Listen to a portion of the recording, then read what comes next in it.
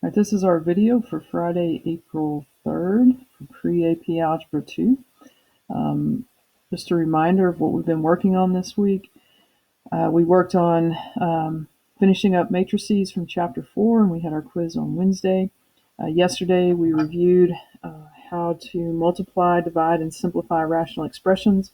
And so today I want to review adding and subtracting of rational expressions. That's what we were working on the week right before we went to online learning. So if you can dig out your homework from those days, 312 and 313, it might have been 311 and 313, depending on which class period you are in. The worksheet looked the worksheet looked like this. This was the front, and this was the back. In your assignment on the front from the first day, we were just finding the least common denominator and equivalent expressions. And you were to do the odd 1 through 33.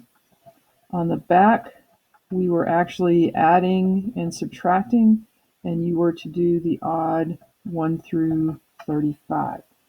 And that assignment, those two assignments were actually due on the Monday of our first week of AMI. So if you'll dig it out, what I'm going to do is I'm going to work a few of these problems. Then I'm going to give you an assignment from the book, just kind of as a review. And then on Monday, I'd like for us to have a quiz over the adding and subtracting to kind of finish it up. And then next week, we are going to work on our solving of rational expressions and try and get Chapter 9 wrapped up next week as well. So on your worksheet, on the front, again, the front looked like this, and you were finding the LCD and the equivalent expressions. And I want to work, this is on the front of your worksheet. I want to look at number 5. And number 5 wants us to find the LCD. And we have 11 over 14 a cubed b and negative 15 over 21 a b squared. And remember that we talked about breaking it down into its factors. This was 2 times 7 for 14, and we have a written 3 times, and we have 1b. For 21, we have 3 times 7, and we have a and b times b. And so we talked about in our LCD how we need all of the factors of 14. So I need a 2 and a 7. And then I look over here for 21. I need 3 and 7. Well, I've already got the 7. I'm not going to repeat that, but I do need the 3. For the first denominator, I need 3 a's and a b. For the second denominator, I need an a. Well, I've got plenty of those. And I need 2 b's. Well, I've got 1. So I need 1 more. So the LCD would be 14 times 3, which is 42, a to the third, b squared. So the answer, number 5, should be 42, a to the third, b squared. Now the next problem I want to look at is number 11. Same side. And again, the directions are to find the LCD. So our first step is to factor. So in the denominator, I can just take out a 3, and that's going to leave r minus 9. 4r plus 10, if I take out a 2, that leaves 2r plus 5. I don't have any common factors. So in my LCD, I'm going to use the same process I had here. I need the factors 3 and r minus 9 for this denominator to go into it. For my second denominator, I need a 2 and a 2r plus 5. They don't have anything in common, so you just bring it all together. And we talked about, we'll go ahead and multiply the 2 and 3 together, but don't multiply the binomials. Just leave them in factored form. And so this would be our LCD for number 11. So check your answers there.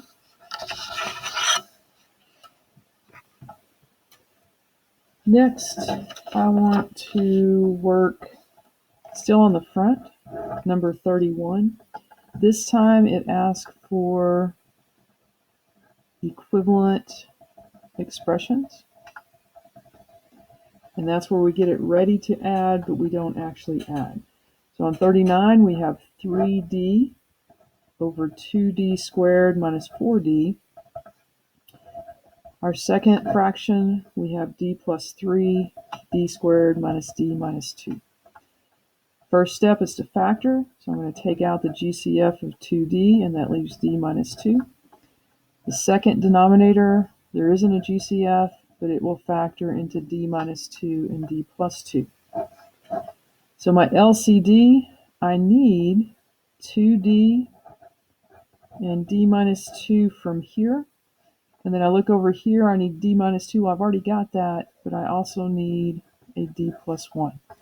So the common denominator, I need both factors of the first denominator, 2d and d minus 2.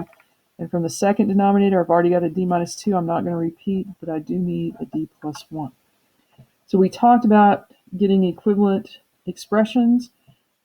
Our original denominator of the first rational expression is 2d, d minus 2. So I need to multiply by d plus 1, top and bottom.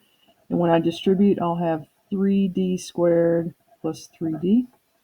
For the second rational expression, I have d minus 2 and d plus 1. I'm missing the 2d, so I need to multiply the top and the bottom by 2d. When I distribute, I'll have 2d squared plus 6d. And that's where we stopped on our first day. We were just learning how to find the common denominator and then how to get equivalent expressions. So now let's turn your worksheet over or look at your homework. And on the second day, we were actually adding and subtracting. So I want to look at number 11. We have 1 over 3m squared minus 4 over 6m minus 1 over m. And we talked about how you can go through the exact same process of factoring, but with these, they weren't necessarily as difficult. And so when you look at this, you know your factors of 6 are 2 and 3. You know that 3 will go into that, so you know you need a 6. And then from here, we need an m squared, and this is just an m and an m, and so our common denominator is 6m squared. So now I need to get equivalent expressions. To change a 3m squared to 6m squared, I've got to multiply 2, but I also have to multiply the numerator to keep it equivalent. The second denominator, I'm just missing an m, so that's going to give me 4m for the numerator. In my third denominator, I'm missing a 6 and an m, so when I multiply, I'm going to get 6m. Now that they have the same denominator, we can combine our numerators. And so negative 4 and negative 6 makes negative 10. And then we would have plus 2. And we talked about how you need to check and see if you can reduce. And remember that the only way you can reduce is if you have factors that are common factors to the numerator and denominator. So I've got negative 10m plus 2, and we have a GCF of 2. I take it out, and I've got negative 5 plus 1. Make sure you've got your 1 there. 2 times 1 is 2. In my denominator, I've got 6m squared. I'm going to take now the 2 as a factor, and it can reduce into the 6 and make it 3. So my reduced answer is negative 5m plus 1 over 3m squared. So check your work. Number 15, on that same page, we have 5 over L plus 4 plus 3 over L minus 1. I cannot factor L plus 4. I cannot factor L minus 1. They don't have anything in common, so the common denominator is L plus 4 and L minus 1. You just have to bring them together. It's just like if your denominators were 3 and 5, the common denominator is 15. You just have to multiply them together. They don't have anything in common. So this denominator had an L plus 4. It needs an L minus 1. So I'm going to multiply the numerator and denominator by L minus 1. And when I distribute, I get 5L minus 5. The second rational expression needs an L plus 4 to get the common denominator. And when I distribute, I get 3L plus 12. Now that they have the same denominator, then I can combine my numerators. 5L plus 3L is 8L. Negative 5 plus 12 is a positive 7. I can't factor 8L plus 7, so this would be my answer. Now, the last one I want to do for you is number 33. We have 7d minus 2 over d squared plus 2d minus 8. We're going to subtract 4 over d plus 4, and we're going to subtract d over d minus 2. So the first step is to factor the denominator, and it factors into d plus 4 and d minus 2. So in my common denominator, I've got to have both of these from the first denominator.